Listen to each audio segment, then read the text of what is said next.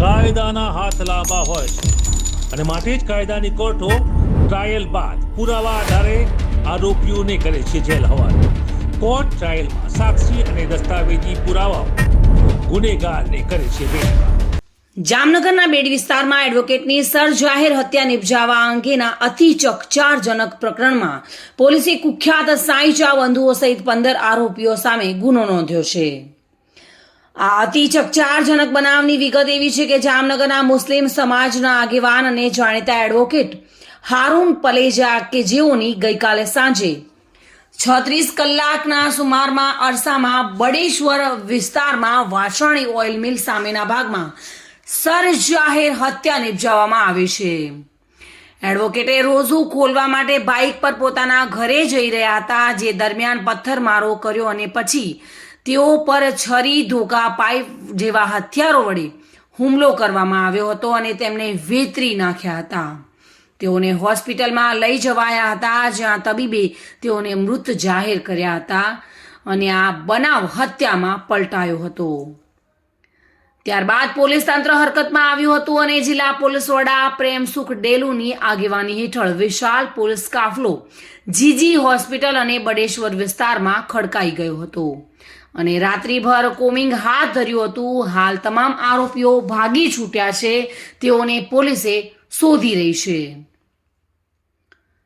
આ હત્યાના બનાવ અંગે મૃતકના ભત્રીજા વોર્ડ નંબર 1ના કોર્પોરેટર નૂર મોહમ્મદ પલેજાએ સિટી ડિવિઝનલ પોલીસ મથકમાં પોતાના કાકા એડવોકેટ હારૂન પલેજાની હત્યા નિપજાવવા અંગે 15 આરોપીઓ સામે ફરિયાદ નોંધાવી છે.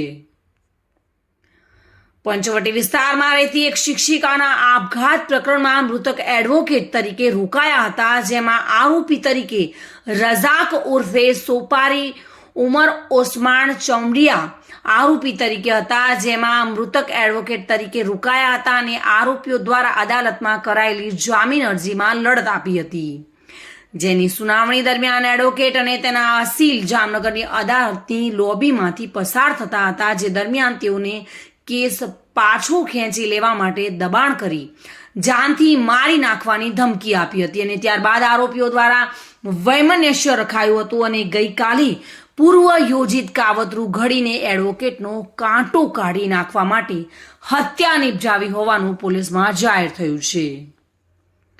તો જામનગરના એડવોકેટ હારૂન પલેજાની સરજાહેર હત્યા નિપજાવવાની ઘટનાના જામનગરના વકીલ મંડળમાં ઘેરા પ્રત્યાઘાતો પડ્યા છે અને આજે જામનગર બાર એસોસિએશનના પ્રમુખ ભરત એચ સુવાણી આગેવાની હેઠળ તમામ વકીલો આજની અદાલતની સંપૂર્ણ પ્રકારની કાર્યવાહીથી અલિપ્ત રહ્યા છે અને બંધ પાડીને વિરોધ દર્શાવ્યો છે અને નગર વકીલની હત્યાના બનાવને વખોડી કાઢવામાં આવી છે અને એડવોકેટોની હત્યાના આરોપીઓને સત્વરે ઝડપી લઈ તેઓ સામે કડક કાર્યવાહી કરવા માટે પણ વકીલ દ્વારા ઠરાવ તૈયાર કરીને જિલ્લા પોલીસ વડા લિખિત રજૂઆત કરવામાં આવી છે. આજે વહેલી સવારે તમામ સભ્યો ન્યાયાલયના પટાંગણમાં રોષભેર એકત્રિત થયા હતા અને હત્યાના બનાવને વખોડી કાઢ્યો છે. Reena Parmar, today news, Gujarati. CCTV, fingerprint, FSL, DNA test, handwriting, mobile location, digital પુરાવા ક્રાઇમ બાદ બને છે ઇન્વેસ્ટિગેશનનો મહત્વનો આધાર. નિત્ય ક્રાઇમની ઘટનાઓના વિશેષ અહેવાલ માટે જોતા રહો ટુડે ન્યૂઝ.